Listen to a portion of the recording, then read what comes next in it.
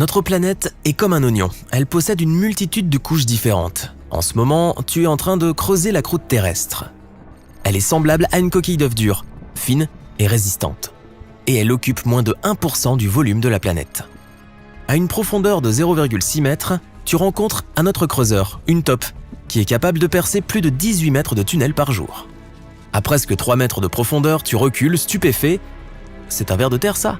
d'1 mètre de long. Tu descends à plus de 7 mètres sous terre, tu ne verras plus les racines des plantes de la forêt tropicale. Tu continues et à 12 mètres, tu te retrouves presque nez à nez avec un crocodile du Nil. Parmi tous les animaux, ce sont ces reptiles qui creusent les terriers les plus profonds. Tu vois une ferme urbaine souterraine à 33 mètres de profondeur. On y cultive des légumes et des herbes. À 122 mètres de profondeur, tu tombes encore sur des racines d'arbres. Mais ce sont les plus profondes que l'on connaisse.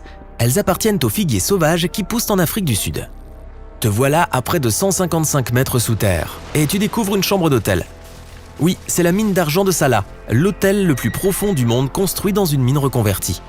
À une profondeur de 286 mètres, tu vois un tunnel routier. C'est le tunnel d'Eksund en Norvège. Il passe sous la mer.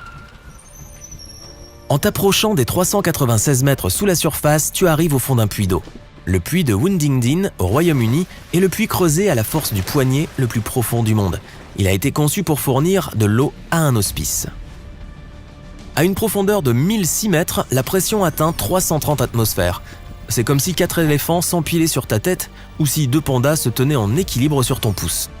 Tu vois un petit ver vivant dans les mines d'or quand tu descends à plus de 1220 mètres sous terre.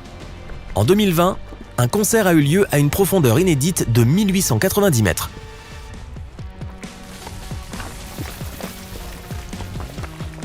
Les Shaft Bottom Boys se sont produits à la mine Creighton de Vail, au Canada. Tu descends encore et tu vois la mine d'or d'Homestake, à près de 1520 mètres sous la surface. Avant sa fermeture, en 2002, c'était la mine d'or la plus profonde et la plus grande d'Amérique du Nord. En 1965, des scientifiques ont réussi à détecter et à compter de minuscules particules subatomiques provenant du Soleil, et cela s'est passé dans un laboratoire situé à l'intérieur de la mine. Encore un peu plus profond, et les températures sont glaciales. C'est le permafrost, une épaisse couche de terre gelée qui ne se réchauffe jamais, pas même en été. On la trouve surtout dans les régions polaires et son épaisseur est maximale dans le nord de la Sibérie. À environ 1980 mètres sous la surface, tu trouves encore quelques créatures vivantes. Ce sont des colamboles, de minuscules insectes sans yeux qui vivent dans la grotte extrêmement profonde de Krubera en Géorgie. Le pays, pas l'État. À une profondeur de presque 2190 mètres, tu atteins le fond de la grotte de Voronia en Géorgie. C'est la grotte la plus profonde que l'on connaisse. Si tu t'étais rendu à la mine Creighton au Canada en mai 2005, tu aurais entendu la plus profonde émission de radio en direct. Elle a été réalisée à une profondeur à 2342 mètres, soit environ 150 mètres au-dessous de la grotte de Voronia. L'ascenseur à puits unique, le plus profond de la planète, atteint 3110 mètres de profondeur. Et l'animal multicellulaire à l'habitat le plus profond que l'on connaisse vit à 3600 mètres dans la mine de Totona, en Afrique du Sud. C'est un ver minuscule mais incroyablement robuste, qui peut survivre à des températures extrêmes et à la déshydratation.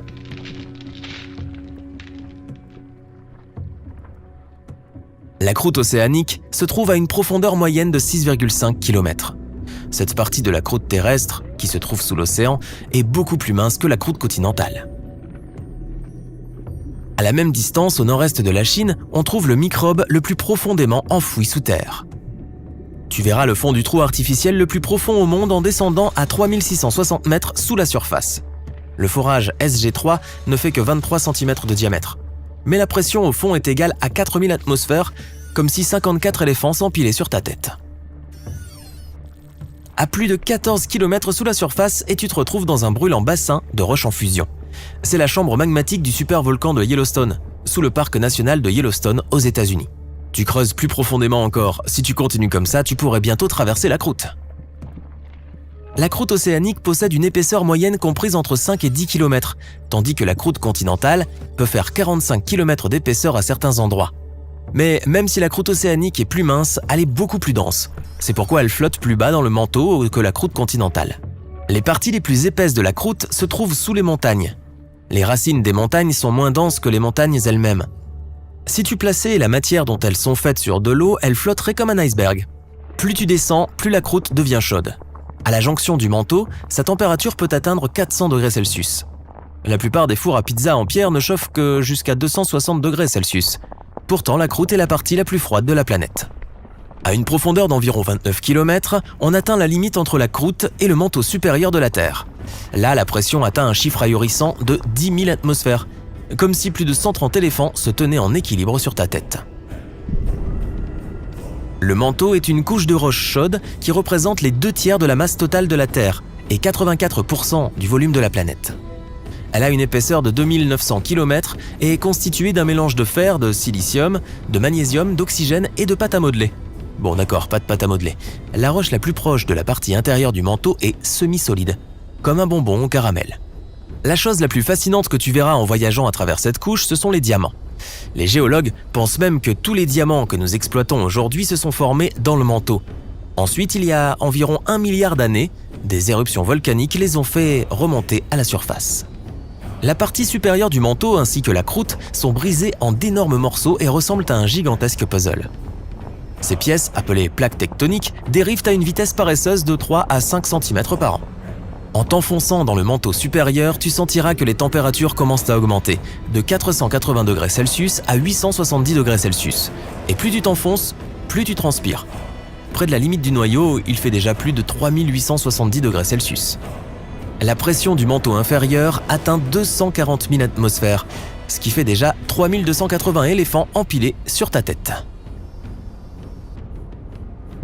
À une profondeur d'environ 2900 km, tu franchis la limite entre le manteau et le noyau externe. Cette couche atteint une température de 4980 degrés Celsius, principalement à cause de la désintégration radioactive de l'uranium et du thorium. Une telle température est suffisamment élevée pour conserver le noyau externe à l'état liquide. Et même si la pression y est de presque 2 millions d'atmosphères, elle n'est pas encore assez haute pour ramener le fer à l'état solide. Le noyau externe a une épaisseur de 2400 km et est essentiellement composé de fer et de nickel, sous forme liquide. Ce liquide est brassé par d'immenses courants turbulents et génère un champ magnétique. Il s'étend dans l'espace sur 1,3 million de kilomètres et protège notre planète des vents solaires. Dans le noyau externe, le champ magnétique de la Terre est 50 fois plus puissant qu'à sa surface. Tu te trouves maintenant à plus de 4830 km sous terre. Félicitations, tu as atteint le centre de notre planète, son noyau interne.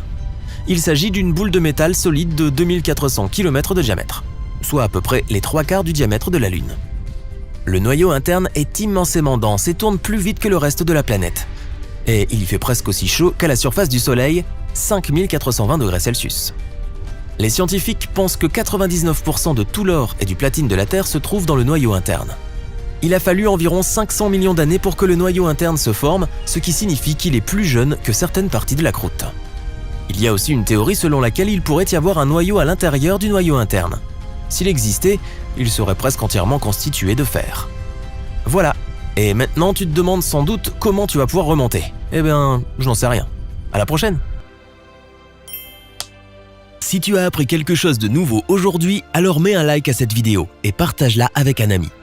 Et voici d'autres vidéos que tu devrais apprécier. Il te suffit de cliquer à gauche ou à droite et de rester du côté sympa de la vie.